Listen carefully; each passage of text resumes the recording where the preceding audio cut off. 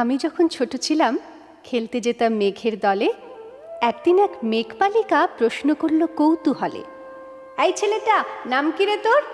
আমি বললাম ফুসমন্তর। মেঘপালিকা রেগেই আগুন, মিথ্যে কথা, নাম কি অমন হয় কখনো?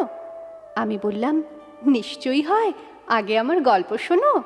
সে বলল শুনবো না, যা, সেই তো রানী, সেই তো রাজা, সেই তো একই ঢাল তলোয়ার, সেই তো একই রাজার কুমার পক্ষীরাজে, শুনবো না আর, ওসব বাজে।